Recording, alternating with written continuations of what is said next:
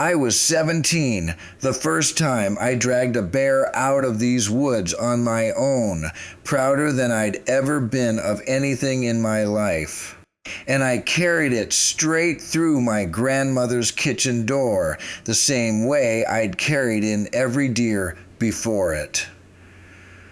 Ruth was at the stove with her back to me, and I never even heard her cross the room. Her hand landed flat on my chest before I'd cleared 2 steps past the threshold. "Josiah," she said, quiet, not raising her voice at all, which was somehow worse than if she had. "That isn't venison." I laughed. 17 years old and sure of everything a boy that age as sure of, I told her a bear was just a bigger, meaner deer.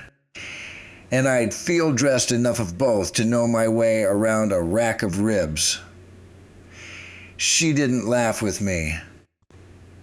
She took the knife clean out of my hand, set it down on the counter out of my reach the way you'd take a match from a child, and told me there was exactly one thing about that animal my own father had never sat me down and taught me.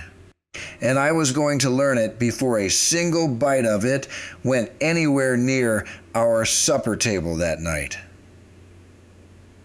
I didn't understand what she meant. It would take me years and a story I'm about to tell you in full to understand what my grandmother already knew standing in that doorway. Stay with me, friend, and I'll tell you what she knew. For anybody just finding this channel, I'm Josiah Coleman. 6th generation on Bear Claw Ridge, here in the Smokies. And most everything I bring you comes out of an oilskin journal my grandmother Ruth kept for 60 years before she passed at 96. I promised her the things she knew wouldn't die quiet on this ridge. Most of what's in that promise is skill, things you can write down in steps. Tonight's isn't quite that. Tonight's closer to a scar. By the end of this one, you'll know exactly what Ruth put her hand on my chest to stop, and why it still shapes how my own family handles a bear to this day, my grandson included. If you want the rest of what's sitting in that journal before it's gone for good, hit subscribe. Not for me, for her. Let's go on back to that kitchen, Chapter 1. The first bear. I'd been half wild with wanting a bear of my own since I was old enough to carry a rifle without my arms shaking. Took me most of a November stalking a boar, working an oak flat 2 ridges over, and when I finally dropped him clean, I felt about 10 feet taller walking him down off that mountain by myself. I dragged him straight through the kitchen door, same as I'd have done with any buck. Laid him out on the same table Ruth had scalded 100 hogs on, and reached for the boning knife hanging by the window the way I'd watched my daddy do it 12 times over 12 deer. That's when Ruth's hand landed on my chest. And that's when I heard what I already told you she said. I laughed at her. She didn't laugh back. She took the knife clean out of my hand, set it on the counter out of my reach, and told me there was one thing about that animal my own father had never taught me. And I'd learn it before supper. I didn't understand what she meant, standing there red-faced with an empty hand. But it occurred to me for the first time in my life that pride and knowing are 2 entirely different animals, and I'd walked in that door carrying only one of them. She sent me out to the spring house for cream, which was her polite way of telling a prideful boy to go cool off, and by the time I came back in, she had that bear half-quartered herself, moving like she'd done it 100 times before, which it turned out she had. I stood in that doorway with the cream sweating in my hands and watched my grandmother work a bear like she'd been born to it. And it struck me that I didn't actually know very much about the woman who raised me, since my daddy started spending his winters trapping the high country instead of home. I knew her biscuits. I knew her temper, which was rare and quiet and worse than shouting. I did not know until that November that she knew bears the way most women her age knew a Sunday hymn, by heart and without having to think about it. Sit, she told me. Not unkind now. Just tired the way a person gets after they've had to raise their voice, even a quiet one, at somebody they love. You did the hard part today. Now you're going to learn the part that matters. That's the night this whole story starts, friend. And it took me most of my own life to understand why she stopped me at the door instead of just letting me learn it the way I'd have preferred, which was the hard way. On my own, the way 17-year-old boys usually do. My daddy wasn't there to weigh in either way, off trapping the high country, same as most of that winter. And looking back on it now, I think that absence is part of why Ruth felt she had to be the one to stop me cold instead of easing into it over a few seasons the way a father might have. She didn't have the luxury of a slow lesson. She had one boy, one bear on the table, and about an hour before that boy's pride talked him into doing something he couldn't take back. Chapter 2, What We Kept Growing Up on This Ridge. Deer was just meat. We ate it fresh, we smoked it, we jerked it, we ground it into sausage with the hog fat every fall. And nobody in my family ever gave it a second thought past making sure it was cooked through, same as anything else off a fire. Bear was different. And it had been different in Ruth's family a long time before it ever became different in mine.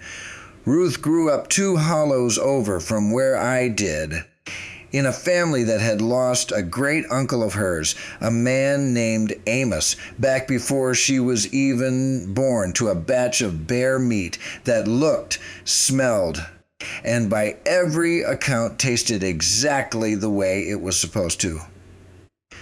Nobody in her family ever described it to me in gory detail, and I never asked twice after the first time I saw what the question did to her face. What I gathered, piecing it together over years of half sentences, was that Amos got sick weeks after the meal, not hours. And by the time anybody connected his fever back to that supper, there wasn't a single thing left to do about it. That loss didn't make Ruth's family stop eating bear. It made them careful about it in a way most families on this ridge, mine included, simply weren't, because we'd never had a reason to be. So, when Ruth married into the Colemans, she brought a rule with her that nobody in my father's side of the family had ever needed before. And like a lot of rules carried into a new house by marriage, it took a couple of decades before anybody outside her own head really understood why it mattered. By her own account, the Coleman men treated her caution as something closer to superstition for the first several years she was on this ridge. My great-grandfather, Silas, the one Ruth married into this family under, used to tease her gently about it at the table, calling it her city worry, even though she'd grown up no further from these mountains than he had. She let him tease. She never once let it change what she'd serve her own children. It wasn't until a cousin of his took sick off a batch of bear meat 2 farms over, a case Ruth had nothing to do with and no hand in preventing, that the teasing stopped for good and the rest of the family started quietly doing things her way without ever admitting out loud that she'd been right the whole time. We kept plenty from the bear. The fat rendered down into something Ruth used for pie crusts I've never been able to replicate since. The hide, tanned right, made a rug that sat in front of that same stove for 30 years. The meat itself, we kept plenty of that too. Cured, smoked, canned in jars, same as anything else off the land. What Ruth never let us keep, not once, not for any amount of good meat sitting in that smokehouse, was the assumption that because a piece of it was cured or smoked or had sat in her cellar through a cold winter, it was automatically safe to eat the way a piece of cured deer would have been. That assumption, she told me more than once, was the only thing that ever killed anybody in her family. Not the bear, the assumption. She never sat me down with numbers or ratios to explain why. That wasn't how Ruth taught anything, bear or otherwise. She taught it the way you teach a child not to touch a stove. Through the fear in her own voice, the one time it came up, and through what she did and didn't let leave her kitchen. It would be years before I understood the actual reason behind it, and when I finally did, it came from watching her stand her ground against an entire kitchen full of people who thought she was being difficult over nothing. Chapter 3. The Winter Kitchen. Ruth ran that kitchen through the cold months like a small factory, and by the time I was old enough to help instead of just watch, I'd learned every method that came through it. Canning in the enamel pot on the back of the stove, rows of jars lined up on shelves that ran the length of the pantry wall. Salt curing in a stoneware crock she kept in the cellar corner. The same corner that stayed a steady cool no matter the season. Smoking in the little log house out past the spring house, hickory smoke drifting through the yard most weeks between November and February. Drying strips of meat on racks over the stove when the weather turned too wet to smoke outside. Rendering fat down in the big enamel kettle for anything that needed it, from pie crust to axle grease. Nothing off that animal went in the burn pile if there was a use left in it. Every method had its own small ritual attached, and Ruth kept every one of them exactly as precise for a bear as she did for a hog or a deer. Because sloppiness was its own kind of danger, no matter what animal you were working. But precision in the curing itself was never where her worry actually lived. And that's the distinction that took me the longest to understand. Every one of those methods did real work. They kept meat from spoiling. They kept mold off it kept the wrong bacteria from taking hold. Stretched one animal into months of meals through a winter that didn't care whether you'd planned well enough. Ruth was proud of every jar and every cured ham that came out of that kitchen, and she had every right to be. But here is the thing she made sure I understood clear as glass, long before I understood why it mattered so much to her, specifically. Keeping a piece of meat from spoiling and making that same piece of meat safe to eat are two entirely different jobs. And doing one well tells you nothing at all about whether you've done the other. Salt pulls water out of meat, so bacteria can't get a foothold. It doesn't reach into the muscle fiber and kill everything living inside it. Smoke flavors the meat and protects the surface from the outside in. It doesn't touch what's buried deep in the tissue. Cold storage slows almost everything down, spoilage included, but slow isn't the same as stopped, and it certainly isn't the same as gone. Even the fire itself, if you don't ask enough of it, browns the outside of a piece of meat without ever reaching all the way through to the center. And a browned outside was never proof of anything except that the outside got hot.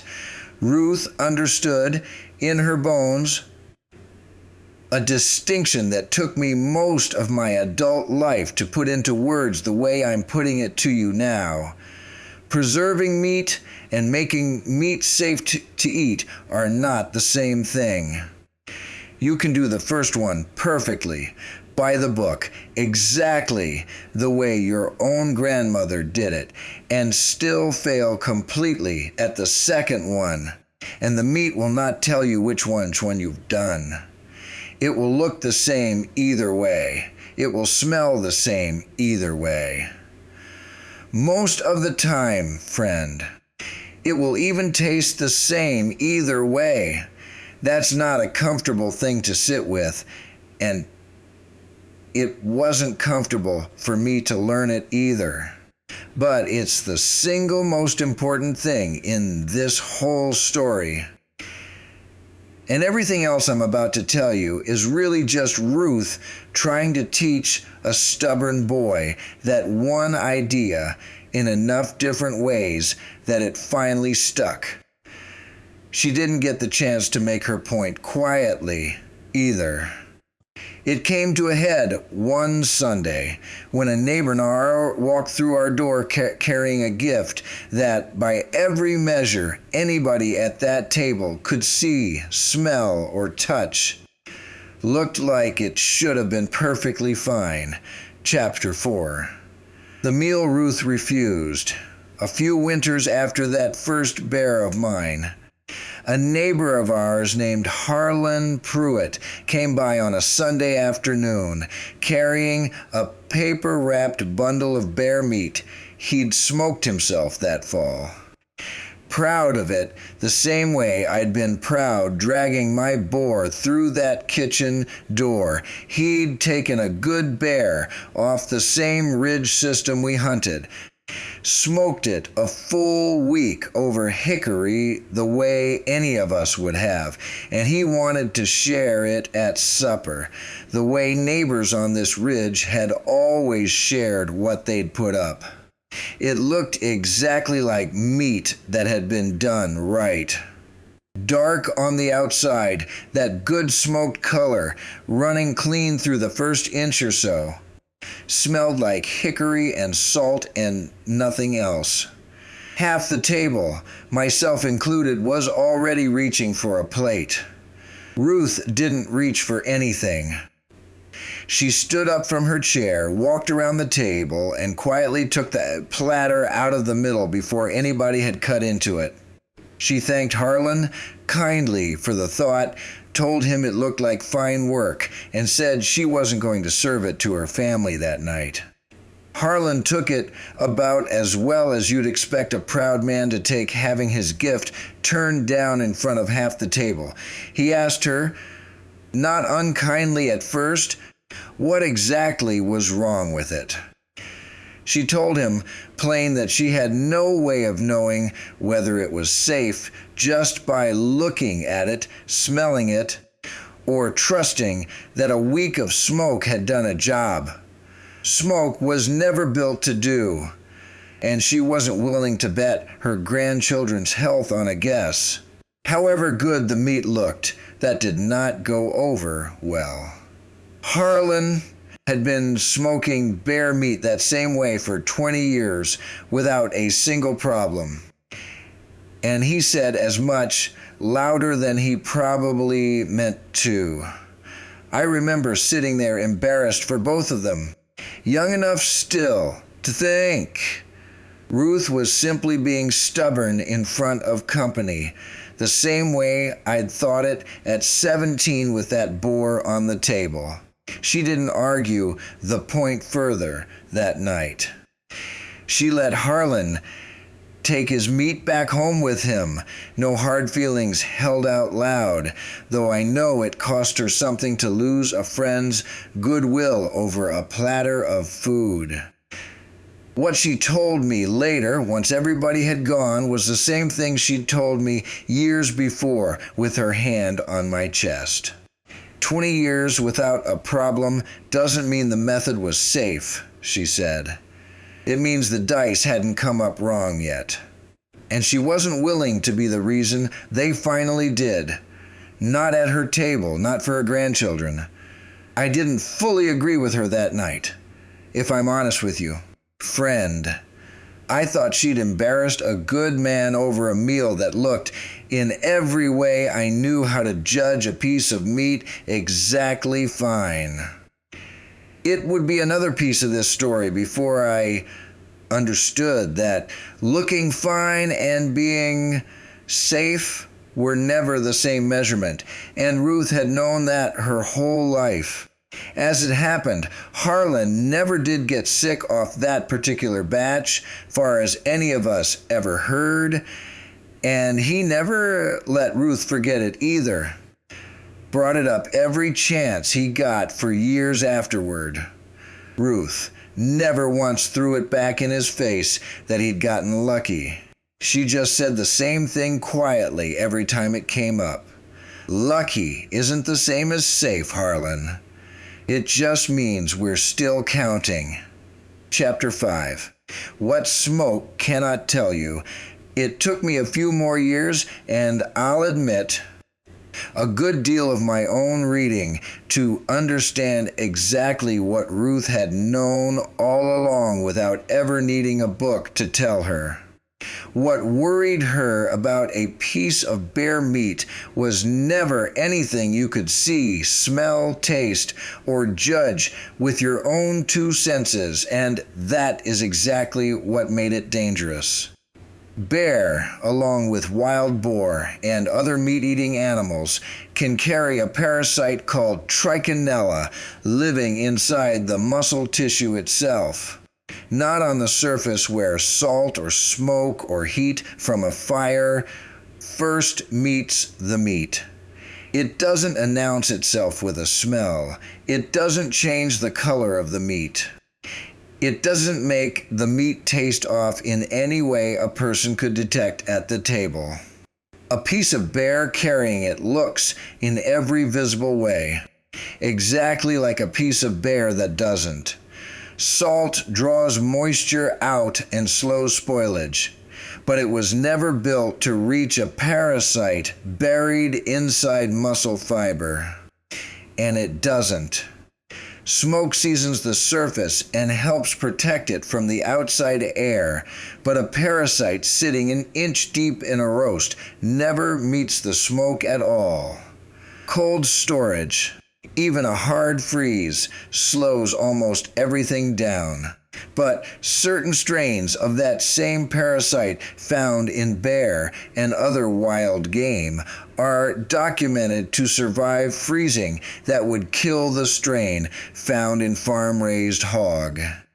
Public health records have traced cases back to bear meat that had sat frozen for months, not days, with the parasite still alive and able to infect when the meat finally came out of the freezer.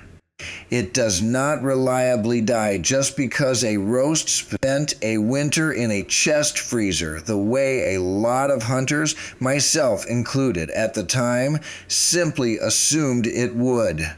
Harlan's meat, the batch Ruth refused, had every single visible sign of being done right. Good color, good smell, a full week of proper smoke. None of that tells you anything about what might be sitting inside the muscle itself. He got lucky.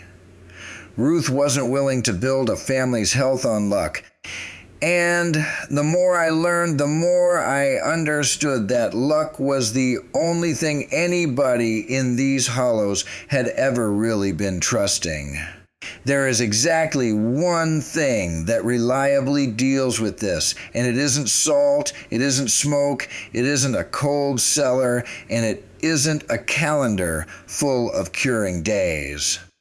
It's heat sustained all the way through the thickest part of the meat, not just browning the outside the way a fire over a spit will do if you let it. Public health guidance on this, the kind issued after real outbreaks traced straight back to bear meat, puts that number at 165 degrees Fahrenheit held clean through the center of the cut. A solid margin past what most of us were raised cooking a pork roast to, because what lives in a wild animal's muscle simply isn't guaranteed to be the same as what a farm-raised hog carries anymore. Public health records tracking illness from wild game in this country have named bear meat specifically, more often than pork these days, as a source of exactly this kind of sickness. And the pattern behind nearly every case reads the same way Harlan's story could have gone. A hunter who processed the meat the same trusted way they always had, cooked it the way it looked like it needed cooking, and never once thought to ask whether looking done and being safe were the same question. That's the piece Ruth never had the words for. Not in the way I just gave them to you. But she'd lived the truth of it her whole life through the memory of a great uncle she never met and a rule she carried into a marriage that had never needed it before. She just called it being careful. I call it, now that I understand it, the actual difference between preserving a piece of meat and making it safe. Chapter 6. The rule Ruth left me. Ruth passed on this ridge at 96. Same as I've told you before. And what she left me wasn't a formula or a set of numbers written down in that oilskin journal, though there's plenty of practical knowledge in there too. What she left me. The part that mattered most out of that whole confrontation over a boar I was too proud to hand my knife over for was a single rule that's outlasted every recipe she ever wrote down. Don't trust appearance or tradition where the danger is one you can't see. Not smell, not color, not how long a method's worked for your neighbor. Not how many winters your own family's gotten away with it before. Where the risk is invisible, the only thing worth trusting is the part of the process built specifically to deal with an invisible risk. And for bear meat, for any wild game carrying this same concern, that part is heat, carried all the way through, every single time, no exceptions made for a piece that looks finished. We still make bear meat in this family, plenty of it, same as we always have. Ruth's own bear stew. Meat browned first, then simmered low for hours in broth with root vegetables from the same cellar that held her cure barrels, is still one of my favorite meals on a cold night, and simmering it that long through does exactly what a quick sear over a spit never could. It carries heat clean through every piece in that pot, not just the outside. She'd check a piece from the deepest part of the pot all day before she'd let anybody near a bowl, cutting it open to look for any hint of pink at the very center. Not because color alone proves anything, but because it was one more check on top of the time, and the heat, never a substitute for either. We still smoke bear when we take one. We still salt it, still can it, still do every one of the old preserving methods Ruth ever taught this family. We just never once again mistook any of that for the whole job. I'm not selling you fear, friend. I'm handing back what was always yours to begin with. The same thing Ruth handed back to me the night she put her hand on my chest instead of letting pride walk a mistake straight to our supper table. Dumb luck was never a plan. Knowing was, and it still is. Years passed the way they do. I grew up, married, had children of my own, and eventually grandchildren. And somewhere along the way, I became the one standing in a kitchen doorway instead of the one being stopped at it. My grandson brought me a piece of bear meat this past fall, smoked, wrapped in paper. Proud the same exact way I'd been proud at 17, and the same way Harlan Pruitt had been proud at that Sunday table decades before him. Grandpa, he told me. Holding it out, it's already smoked. I looked at that boy a long moment the way Ruth must have looked at me once. And I told him the same thing she'd have told him if she'd lived to see it. Son, I said, that isn't what I asked. He didn't understand me at first either, same as I hadn't understood Ruth. That's all right. Some things in this family you don't understand until you're the one standing on the other side of that question. And I expect that's exactly how Ruth intended it to work when she stopped a prideful boy at her kitchen door all those years ago. That's the whole story, friend. And I gave it to you as a story instead of a checklist on purpose. Because the heart of it was never really about salt ratios or smoking times to begin with. Ruth taught this family plenty of technical knowledge over her 60 years keeping that journal, and I'll walk you through more of it in videos still to come. But the rule that actually kept us safe wasn't technical at all. It was a habit of mind. Preserving a piece of meat and making it safe to eat are two different jobs, and no amount of tradition, confidence, or 20 years of good luck changes that. Where the danger is one your own senses were never built to catch. You don't have to remember every piece of this story tonight. Remember the one line, if nothing else. Looks finished and is safe are not the same claim. And where you can't tell the difference by looking, you cook it through every time, no exceptions. No matter whose recipe it came from or how many winters it's worked before. If you handle wild game in your own family, tell me down in the comments. Did somebody teach you this the easy way, sitting down, or the hard way, the way Ruth taught me, with a hand on your chest and a knife taken clean out of your hand? Did your family have a rule like hers? Maybe about something else entirely. a thing everybody else thought was overly careful about until it turned out to matter. That's the story I want to hear, and the one that gets told the most in the comments is the one I go looking into. Next time, I'll take you out to the spring house Ruth's own father built by hand before the First World War and tell you why a stone shed over a cold spring kept this family's milk, butter, and a whole cellar of apples through summers that would have spoiled every bit of it in a modern kitchen without a single dollar spent on electricity. Keep the old ways alive, and they'll keep you alive right back.